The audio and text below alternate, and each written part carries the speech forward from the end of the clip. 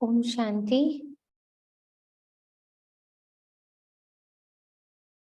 परम धाम निवासी ज्योतिर्बिंदु ज्योत स्वरूप बिंदु रूप सृष्टि के पालनहार, स्थापना मूर्त, परिवर्तन मूर्त, इस कल्प वृक्ष के बीज रूप रचयिता, हीरो पाठधारी अपने शिव बाबा का हम अपने मन और बुद्धि की एकाग्रता से परम धाम से आवाहन करते हैं।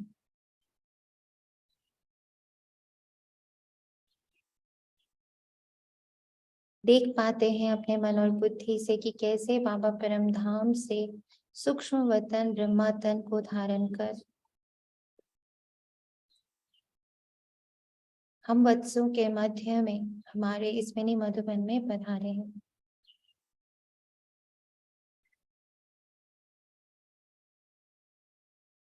बाबा के आने को महसूस करते हुए उनके साथ उनकी भुजाओं के रूप में सारे गुण, सारी शक्तियां और सारी दिव्यता को अपने इस प्रांगण में हम महसूस करते हैं और बाबा के हाथ में मुरली को रख बाबा से आज के दिन का डायरेक्शन लेते हैं। पल भर के लिए बाबा से बहुत शक्तिशाली दृष्टि लेते हैं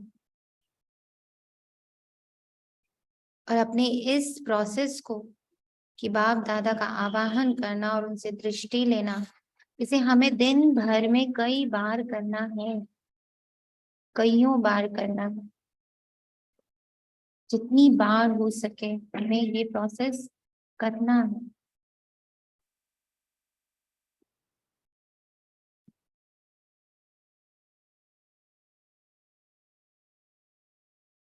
आज है 7 फरवरी 2023 प्रातः मुरली।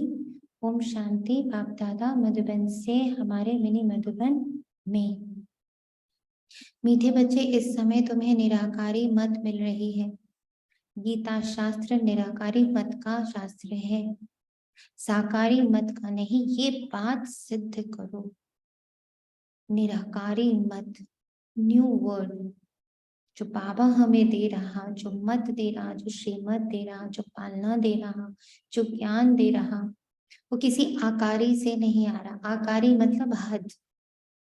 आकार में जो भी आता, चाहे वो कृष्ण आए, चाहे वो धर्म गुरु आए, उनकी एक हद है, उनकी एक सीमा है।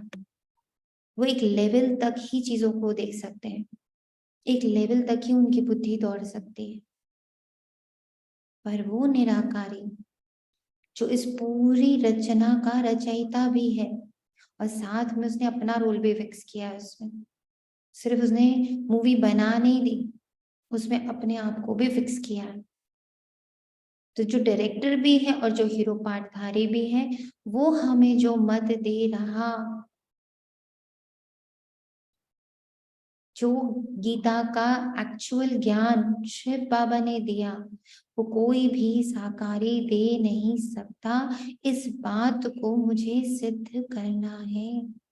तो आज का मंथन ही सारा दिन का कि मुझे कैसे इस बात को, कैसे मेरी बुद्धि, आज बुद्धि को हमें इस कार्य में जुटा देना है कि कितने हम एविडेंसेस निकालें, कितने हम प्रूफ्स निकालें और सिद्ध कर पाए। ऐसे प्रूफ्स हमारे पास हों जो ये बात सिद्ध कर पाए कि जो गीता का ज्ञान है, जो आत्मा परमात्मा का ज्ञान है, वो सिर्फ आत्मा परमात्मा का ज्ञान तक सीमित नहीं है, क्योंकि आत्मा परमात्मा का ज्ञान तो हर धर्म में दिया गया। आज के जितने भी गुरु हैं, गोसाई हैं, संत हैं, महापुरुष हैं, सब देते हैं, बट वो कितना लिमिटेड है। वो अपने एक हद तक, जितनी उनकी उनकी बुद्धि की सीमा है, तब तक उतना तक का ही ज्ञान वो हमें दे सकते हैं।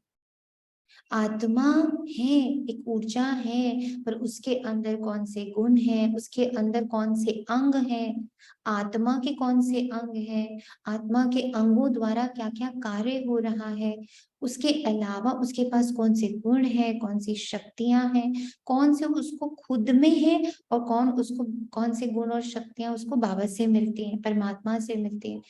और उसके बाद आत्मा की जर्नी क्या होती है, कैसे वो परम धाम निवासी होती है, कैसे वो साकार में आती है, कैसे वो सतयुग त्रेता द्वापर कलयुग में मूव करती है, क्या उसका फुल यात्रा है, complete knowledge about our not only the ऊर्जा, not only the power, but वो कर क्या क्या सकती है, उसका रोल क्या है। तो ये सारा ज्ञान हमें कहाँ से मिलता, सिर्फ और सिर्फ बाबा से मिलता, निराकार से मिलता। क्यों?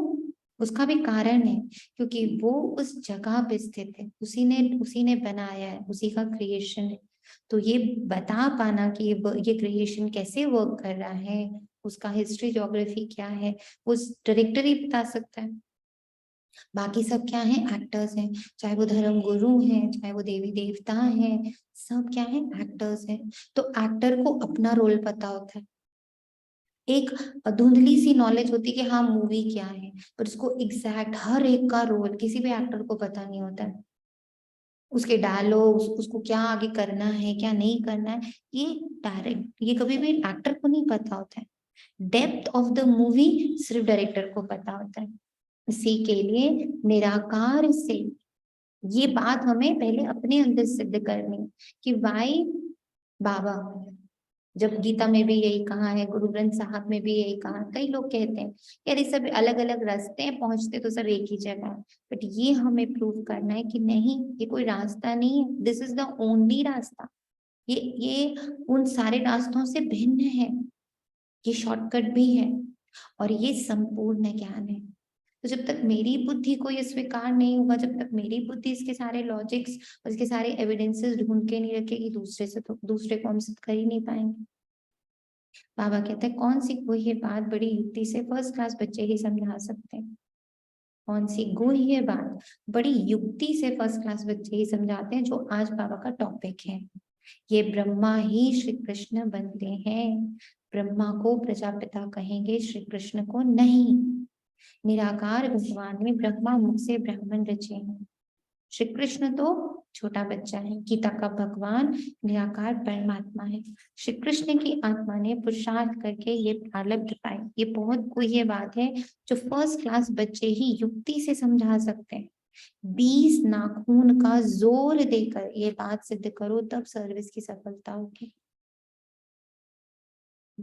अब यहाँ सबसे इम्पोर्टेंट पार्ट जो समझ में आ रहा, जो बाबा पहले मेरी बुद्धि को समझा रहा है, वो ये है श्री कृष्ण, ब्रह्मा, ये सब क्या है, अलग अलग रोल है, एक ही आत्मा के अलग अलग रोल हैं। पर भगवान, भगवान एक ही है, वो इतने सारे रोल्स में नहीं आता है। वो जब आता भी है तो वो सिर्फ एक, जो ऑलरेडी एक आत्मा एक रोल में है, उसी के तन में प्रवेश करके अपना कार्य करके चला जाता, मतलब वो बॉडी से नहीं बंधता। तो कैसे भगवान अलग और कैसे उसकी रचना अलग, हाँ सर्वश्रेष्ठ रचना है श्री कृष्ण, पर वो श्री कृष्ण कैसे बना, तो वो पूरी नॉलेज कि पहले वो ब्रह्मा बनता है ना, पहले तो वो एक नॉर्मल सा 84वें जन्म में तो वो एक नॉर्मल मनुष्य होता है, साधारण सा मनुष्य। फिर उसके पुरुषार्थ से, जब वो पुरुषार्थ करता है भगवान को जानने की, तब उसे शिव बाबा सेलेक्ट करते हैं और उसका नाम रखते हैं ब्रह्मा। क्यों? क्योंकि अब वो क्या बनता है, पूरे ब्राह्मण संप्रदाय का पिता बनता है। तो जो पूरी प्रजा है, ब्रह्मा की पूरी प्रजा इस टोटल ब्राह्मण, उनका वो क्या बनते हैं, पिता बनते हैं। तो शरीर के ब्राह्मण कुल के पिता ब्रह्मा, आत्मा के पिता परमात्मा। ये दो बातें डिफरेंट। और फिर वही जब वो ये पुरुषार्थ करता है, वो पढ़ाई करता है, जैसे आज भी अगर हमें आईएएस की डिग्री चाहिए, पीसीएस की डिग्री चाहिए, एनी डिग्री, डॉक्टर इंजीनियर कोई डिग्री चाहिए, तो उसकी पहले 10 साल पढ़ाई करनी पड़ती। हम 13, 14, 15 साल पढ़ते हैं तब जाकर हमें वो डिग्री मिलती है, प्ले ग्रुप से लेकर के डॉक्टरेट तक, PhD तक। When we do the whole thing, then we are called a doctor. The same way, बाबा ने आके बताया कि कोई देवी देवता ये सब ऐसे ही नहीं बन जाते, उसके पीछे भी एक फुल पढ़ाई है, उस डिग्री के लिए भी पढ़ाई है। और वहां हमें एक डिग्री मिलती है ना, हम डॉक्टर बने, हम इंजीनियर बने, और यहाँ हमें 16 डिग्रीज मिलते हैं। तभी तो क्या बोलते हैं, 16 कला संपूर्ण। एक कला में नहीं, हम 16 डिग्रीज हमें प्राप्त होती हैं, 16 degrees in one study, such a different thing. और वो जो फर्स्ट बंदा है जो ये 16 की 16 डिग्री लेता है, वो है श्री कृष्ण। इसीलिए उसकी महानता, उसकी शक्ति, उसकी डिविनिटी आज तक परसिस्ट करती है। वो डिविनिटी आज भी वर्क करती है, जबकि वो आत्मा तो सारा रोल प्ले करके एकदम अपने लोएस्ट डिग्री तक भी पहुंच गई। स्टिल वो जो ऊर्जा है, वो जो उसकी जो उसने जो कमाई करी है, कहते हैं ना पुष्ट खाते हैं, वो तो चला गया, पुष्ट खा रहे हैं। इतना कमा के छोड़ दिया कि पुष्ट के पुष्ट दर पुष्ट सब खा रहे हैं, किसी को कमाने की जरूरत नहीं पड़ रही। तो वी कैन से कि अभी संगम युग पर हम इतनी कमाई करते हैं, ब्रह्मा बाबा इतनी कमाई करते हैं कि पुष्ट दर पुष्ट पूरे 5000 वर्ष तक वो कमाई चलती रहती। तो दैट मीन्स ब्रह्मा बाबा हमारे पिता, मनुष्य सृष्टि के पिता बनते, पर आत्मा के पिता कौन, परमात्मा। तो हाउ ब्यूटीफुल, दोनों बाप के रोल कंबाइंड आकर बनते हैं ये संगम युग पर, ये दोनों पिता कंबाइंड हो जाते हैं। तो ये सब चीजें हमें क्या करनी, पहले खुद अपनी बुद्धि में सिद्ध करनी, तभी हम सर्विस कर सकते हैं। गीत है, कौन आया मेरे मन के द्वारे, ओम शांति।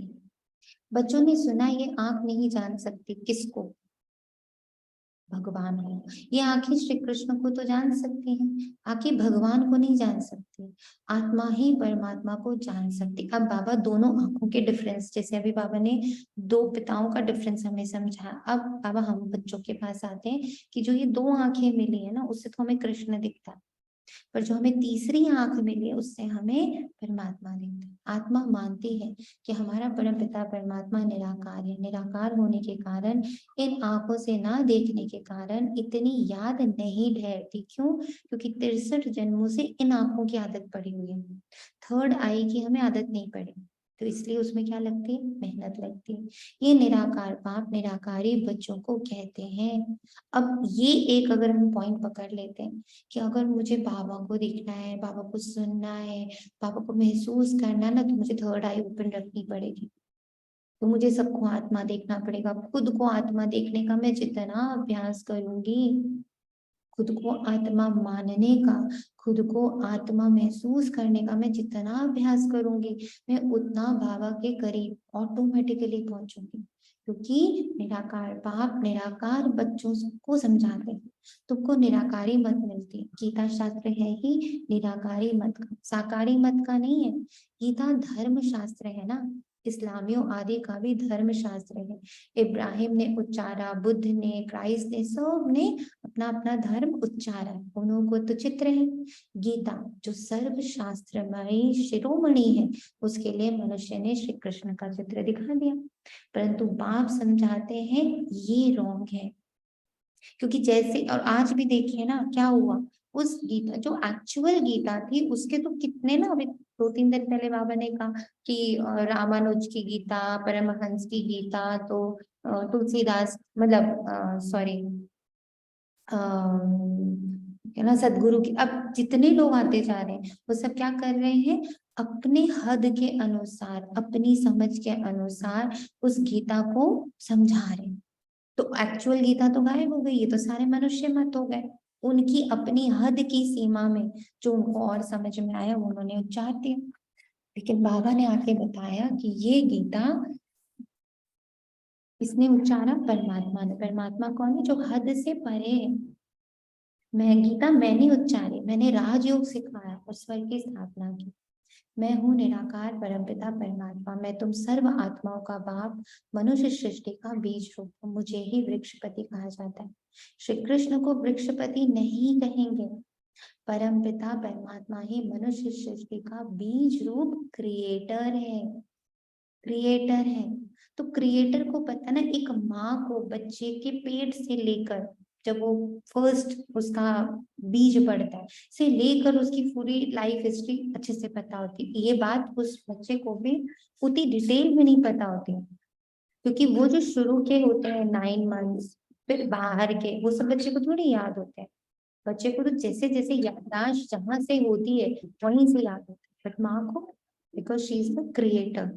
सेम वे जो शिव बाबा को पता है, वो कृष्ण को नहीं पता उसे, क्योंकि वो क्रिएशन है एंड वो क्रिएटर है। दोनों में इतना बड़ा डिफरेंस है।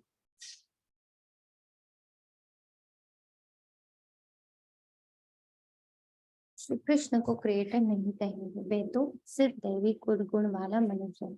भगवान है एक, श्री कृष्ण को कोई सभी का परमात्मा नहीं कह सकते। आप कहते हैं मैं 5000 वर्ष के बाद कल्प के संगम पर आता हूँ, मैं सारे सृष्टि का बाप हूँ, मुझे ही गॉडफादर कहते हैं। श्री कृष्ण का नाम लेने से परम पिता परमात्मा को जान नहीं सकते, यही बहुत बड़ी भूल करते हैं। गीता द्वारा आदि सनातन देवी देवता धर्म मैंने ही स्थापन किया। अब सनातन का अर्थ भी गो टू सी, तो सनातन का अर्थ भी होता है व्हाट, इनफाइनाइट। तो वो धर्म जो कि सबसे एंशिएंट है, जहां से सब कुछ शुरू हुआ है, जहां से सारे नियम, सारे कानून, सब चीजें तैयार हुई हैं, वो गीता द्वारा ही हुई। मुझे शिव और रुद्र भगवान कहा जाता है, और कोई भी सूक्ष्म देवता को वह मनुष्य को भगवान नहीं कहा जाता। लक्ष्मी नारायण आदि कोई को भी परमात्मा नहीं कहा जाता। कहा जाता है परमात्मा एक है। भगवान वाच भी है तो जरूर भगवान आया हो और आ करके राजयोग सिखाया होगा। बाप कहते हैं कल पहले भी मैंने तुम बच्चों को कहा था। श्री कृष्ण कभी भी बच्चे बच्चे नहीं कह सकते, परम पिता परमात्मा ही सबको बच्चे कहते। कल पहले भी मैंने तुम बच्चों को कहा था कि देही अभिमानी बनो, मुझ निराकार को अपना बाप भगवान समझो। साकारी बाप प्रजापिता ब्रह्मा ठहरा, क्योंकि ब्रह्मा द्वारा ही भगवान ने ब्राह्मण ब्राह्मणिया रची। श्री कृष्ण प्रजापिता नहीं है। भगवान कहते हैं मैं ब्रह्मा मुख द्वारा ब्राह्मण ब्राह्मणिया रचता हूँ। ये ब्रह्मा ही श्री कृष्ण बनता है। ये कितनी गुह्य बात, ये समझाने में बड़ी युक्ति चाहिए, फर्स्ट क्लास बच्चे ही समझा सकेंगे। आप कहते हैं बहुत अच्छा बच्चा व बच्ची हो जो सिद्ध करे कि गीता का भगवान निराकार परमात्मा है, जिसने गीता रची, उसने ही बच्चों को राजयोग सिखाया और स्वर्ग रचा। जरूर ऊंचे थे ऊंचा बाप ही राजयोग सिखाया था। श्री कृष्ण ने तो प्रालब्ध पाई है, प्रालब्ध देने वाला है परमपिता परमात्मा। श्री कृष्ण है उसका बच्चा। श्री कृष्ण की आत्मा ने पुरुषार्थ किया और प्रालब्ध पाई। पुरुषार्थ कराने वाले को उड़ा कर, पुरुषार्थ कर प्रालब्ध पाने वाले का नाम रख गीता को खंडित कर दिया। कितना इम्पोर्टेंट। अब ये जितना मेरी बुद्धि में क्लियर होगा कि कैसे रचना और रचयिता अलग है, तभी तो मैं बहुत बहुत ही इजीली इसको सिद्ध कर पाऊंगी। लेकिन पहले वो मेरे अंदर सिद्ध, और अब अच्छा ये भी सोचना है यहाँ पर हमें कि इसको सिद्ध करने से हमें, हमारे को क्या फर्क पड़ता है, हमारी पर्सनालिटी में या हमारे गुणों में या हमारी शक्तियों में क्या परिवर्तन आता है। अगर हम श्री कृष्ण और शिव बाबा के डिफरेंस को समझा पाते हैं, how it is helping me, मेरे कर्म में, मेरे योग में, मेरी शक्तियों में, मेरे गुणों में, इस पॉइंट को समझाने से क्या परिवर्तन आता है, ये हमें सोचना है, देखना है कि जब मैं इस पे वर्क करती हूँ, जैसे अभी भी अगर हम लोग इस डिफरेंस को समझ पा रहे हैं तो क्या हो रहा है। जो इस पल मुझे आत्मा को महसूस हो रहा है वो ये है कि मैं आत्मा और शरीर का डिफरेंस भी समझ पा रही हूँ। मैं जितना जितना शिव बाबा और ब्रह्मा बाबा के रोल को समझती जाऊंगी उतना उतना मैं आत्मा और अपने इस ब्राह्मण जीवन के रोल को भी अलग अलग कर पाऊंगी। मैं देख पाऊंगी कि रोल अलग होता है और आत्मा अलग होती है। जैसे परमात्मा अलग है और उनकी रचना ब्रह्मा बाबा श्री कृष्ण वो अलग है, ऐसे ही मैं आत्मा अलग हूँ और मेरे अलग अलग रोल वो एक अलग चीज है। तो जितना मेरी बुद्धि परमात्मा और श्री कृष्ण के डिफरेंस को समझकर बैलेंस होती चली जाएगी, वैसे वैसे मैं अपने देह, अपने रोल और मैं आत्मा, इन दो रोल्स के भी डिफरेंस को क्लैरिटी से समझ पाऊंगी। तो मेरा बहुत कार्मिक उससे सुधरता चला जाए। बाबा कहते ना, ज्ञान से हमारा क्या हो रहा है, हमारे विकर्म विनाश हो रहे हैं। आज बाबा ने कहा ना, ध्यान में जाने से नहीं विकर्म विनाश होंगे, ज्ञान से विकर्म विनाश होंगे। क्योंकि ज्ञान मुझे क्या करता है, अलग करता है रचना और रचयिता से। अभी क्या हुआ, रचना रचयिता सब मिक्स हो गए, आत्मा और शरीर एकदम एक दूसरे के बिल्कुल चिपक गए। आत्मा बल्कि एकदम गायब हो गई है और सिर्फ शरीर शरीर ही दिख रहा है। पर जैसे जैसे ज्ञान अंदर जाता है तो आत्मा का रोल क्या हो जाता है, डोमिनेंट हो जाता है, आगे आ जाता है, और शरीर का रोल पीछे चला जाता है। सर्विस को बढ़ाने के लिए बच्चों को 20 नाखून का जोर देना चाहिए। अब इससे सर्विस कैसे हो रही, देखो अभी भी बाबा ने एक चीज कितनी प्यारी बोल दी कि जब हम आत्मा और परमात्मा और रचना, है ना, श्री कृष्ण है, ब्रह्मा है, हम सारे ब्राह्मण ब्राह्मणियां हैं, ये सब क्या है, रचना है। इवन जो ड्रामा है वो भी क्या, रचना है।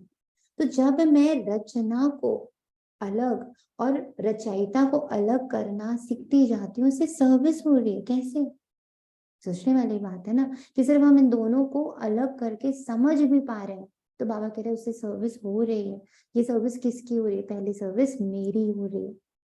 First I am serving my self, then जैसे जैसे मैं ये सर्विस करती हूँ और मैं एक एग्जाम्पल बनते जाती हूँ, जैसे ब्रह्मा बाबा बन गए। बाबा दोनों के डिफरेंस को जितना क्लियर करते चले गए, क्या हुआ, वो पूजनीय हो गए। वो तो एक ही जगह बैठे थे और सर्विस बेहद को पार कर गई।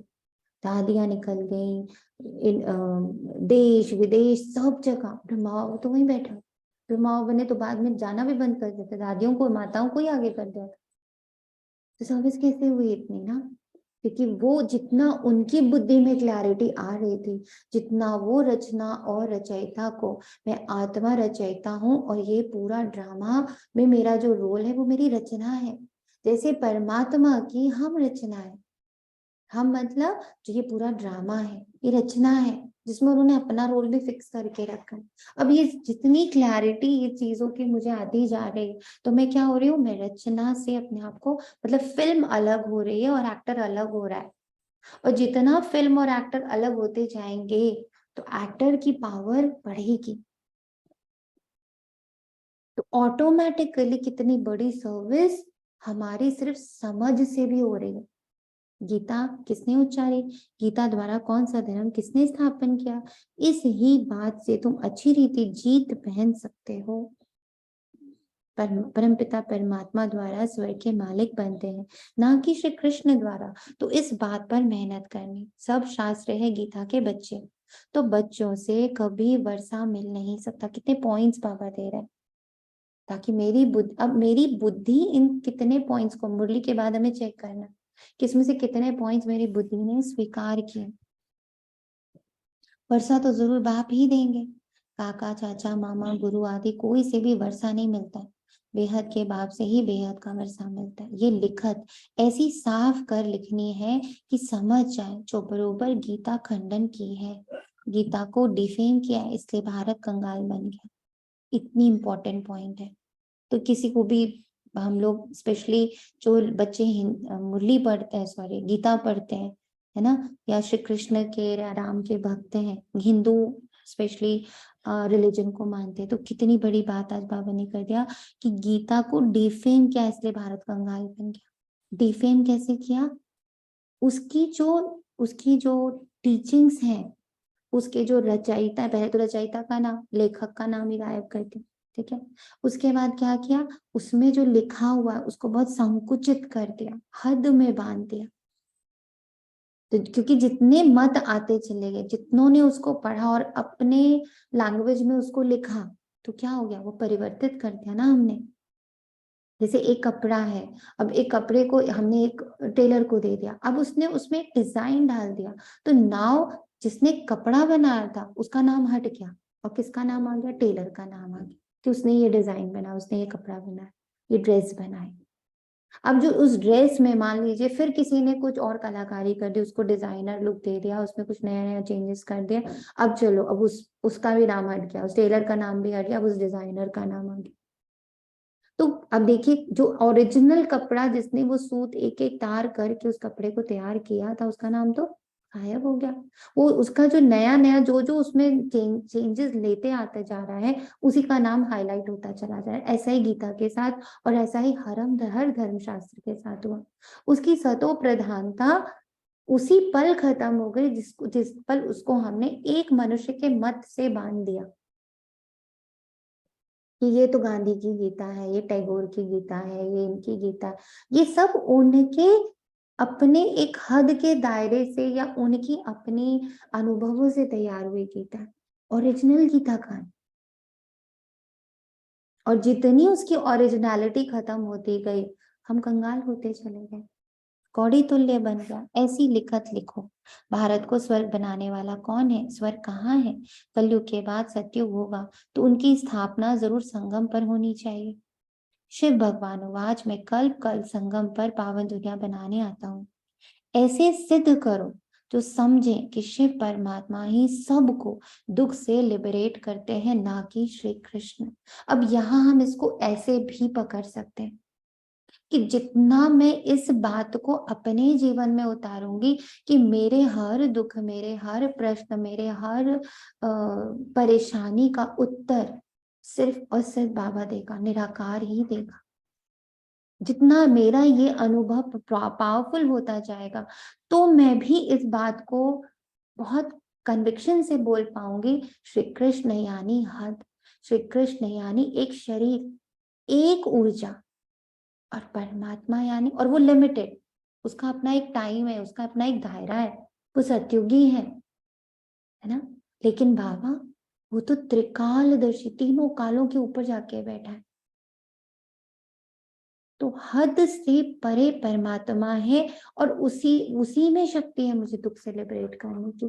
किसी मनुष्य में, किसी भी टीचिंग में, किसी भी धर्म में, किसी भी गुरु गोसाई में, किसी भी देवी देवता में ये पावर है ही नहीं कि वो हमें दुख से लिबरेट कर सके। अब ये सिद्ध कैसे करेंगे? तो हम द्वापर से देखेंगे, हमने इतनी पूजा, इतना पाठ, इतने धर्म, इतने संत, इतने महात्मा सब आते चले गए, दुख तो बढ़ता ही चला गया।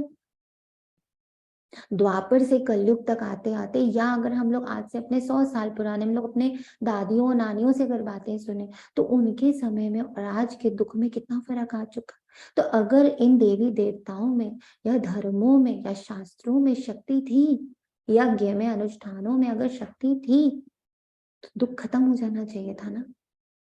और अभी तो दुख बढ़ गया।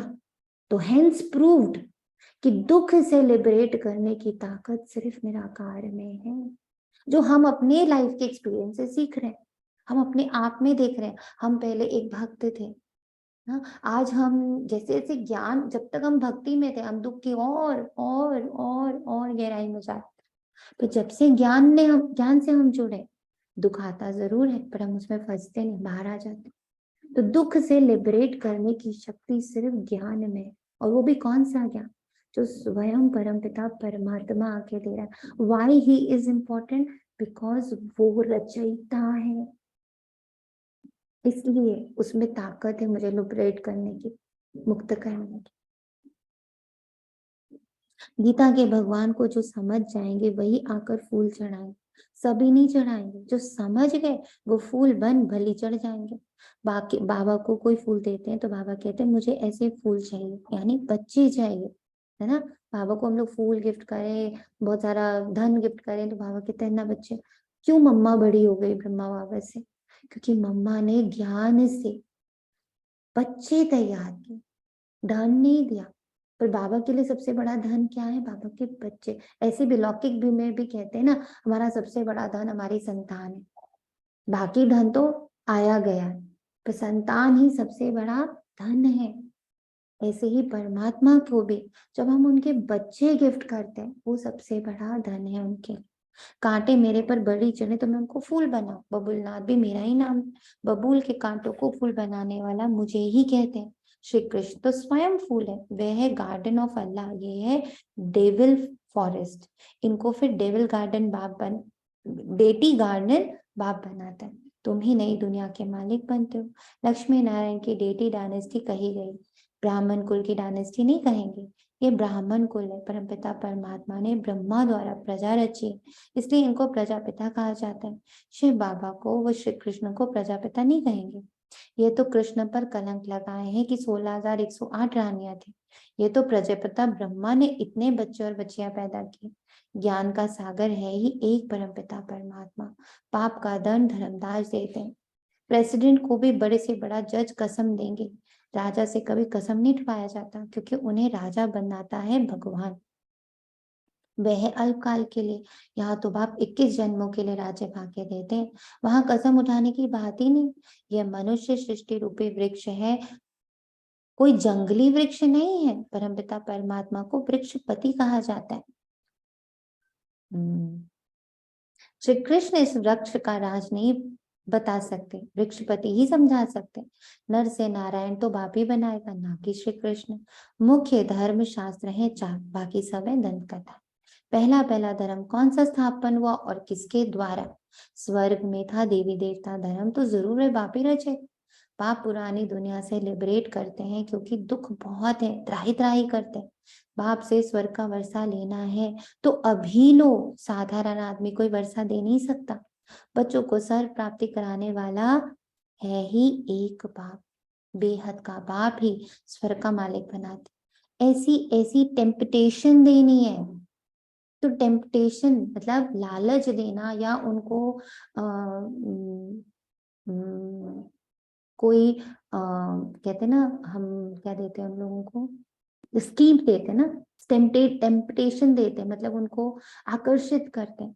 तो जब तक मेरे जीवन में वो बदलाव, वो खुशी, वो उमंग, वो उत्साह दुनिया को नहीं दिखेगा, तब तक कहाँ से मिलेगा? तब तक हम दूसरों को कैसे आकर्षित करें?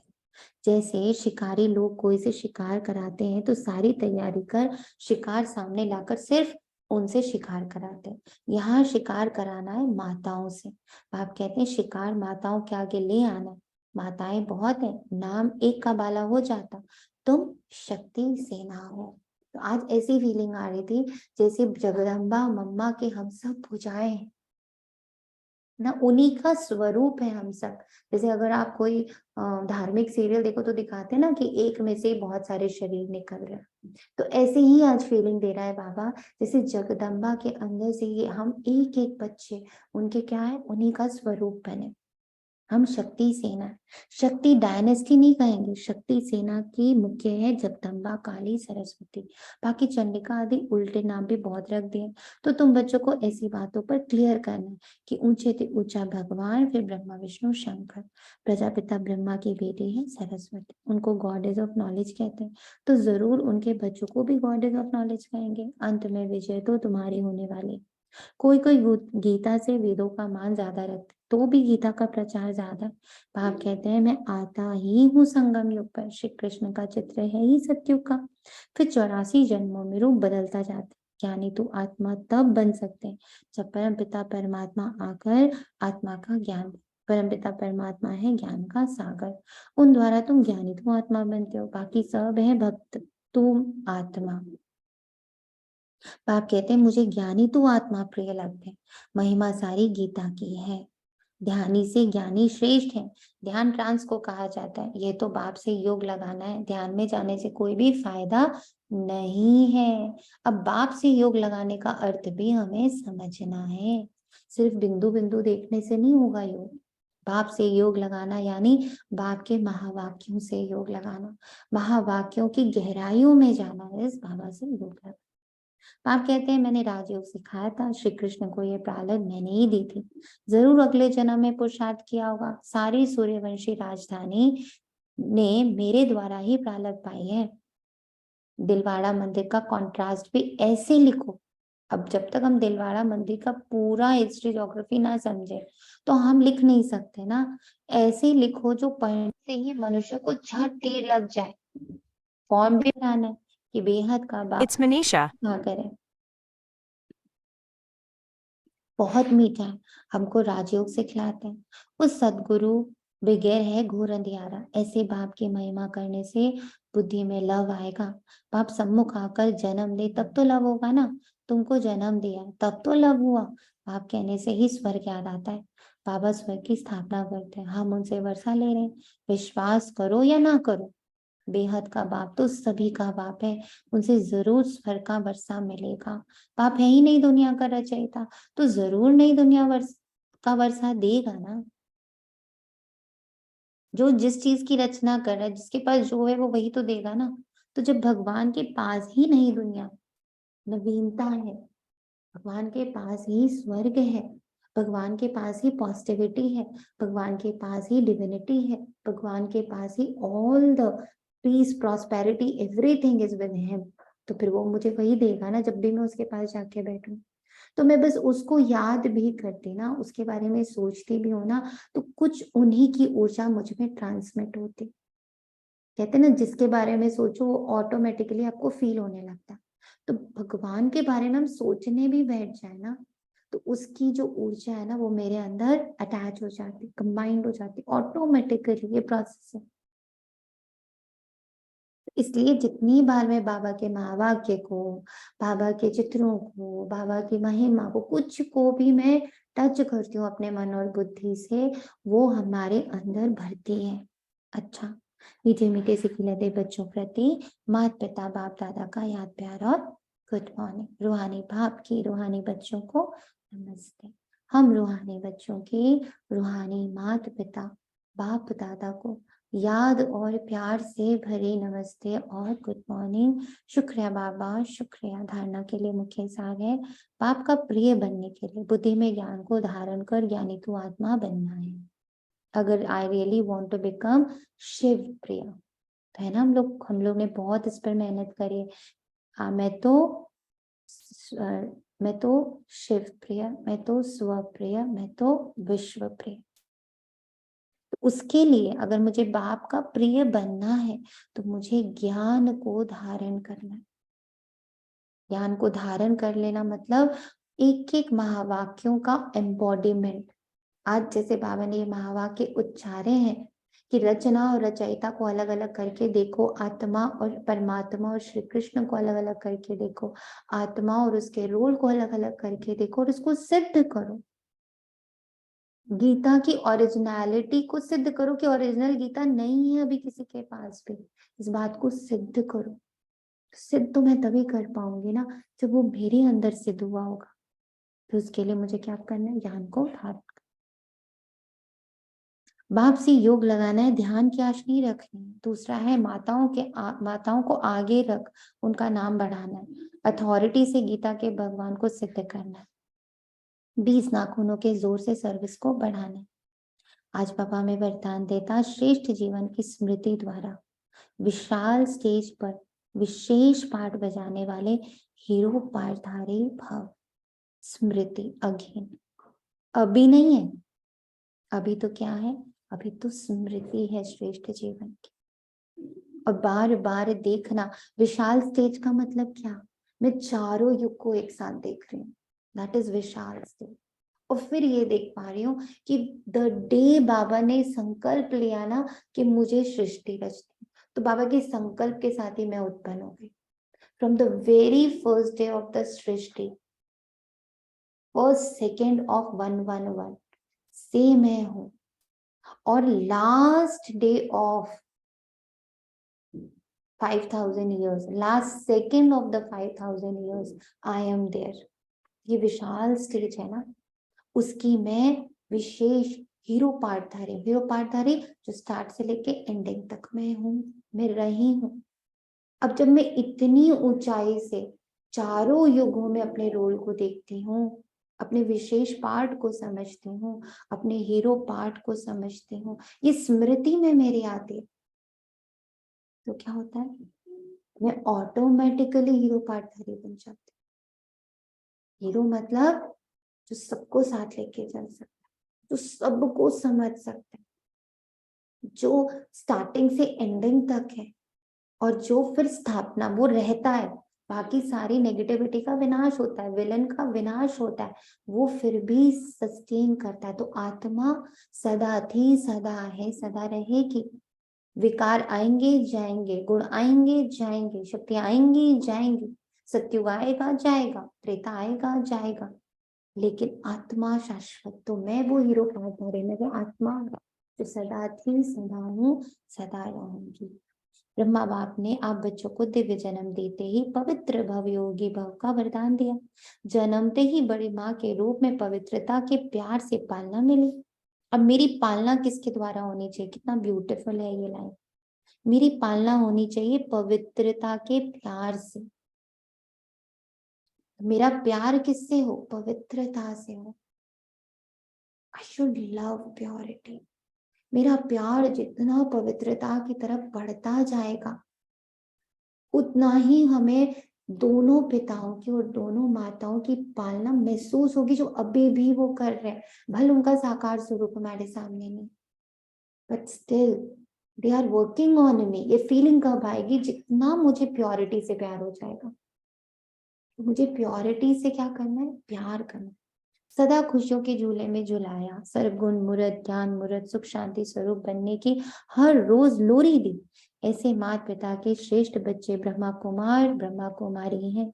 इस जीवन के महत्व को स्मृति में रख विश्व की विशाल स्टेज पर विशेष पाठ, हीरो पाठ बचाओ। स्लोगन है, बिंदु शब्द के महत्व को जान, बिंदु बन बिंदु बाप को याद करना ही योगी बनना है। महत्व को जानना है, सिर्फ बिंदु बिंदु नहीं देखना। What is the meaning of bindu and what is the importance of bindu. और अगर ऐसे ही सोचें तो कहते हैं ना कि बूंद बूंद से घड़ा भरता है, तो हर एक ये भी कहते हैं ना, ये विचार करने लायक बिंदु है। This point is to be thought. तो everything in this universe is starting from bindu only. तो मैं हर बिंदु की इंपॉर्टेंस को समझूं। ड्रामा के एक एक सेकेंड, एक एक जना, एक एक परिस्थिति, एक एक आत्मा, हर सेकंड के महत्व को समझूं, तभी हम बनेंगे योगी। योगी जीवन यानी जो हर एक बिंदु को लेकर चलता है, कुछ भी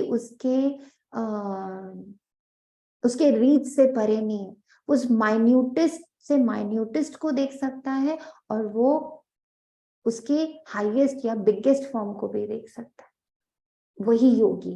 कितना सुंदर बाबा ने कहा कि बिंदु के शब्द के महत्व को जान, बिंदु बन बिंदु बाप को याद करना, not a single point to be missed.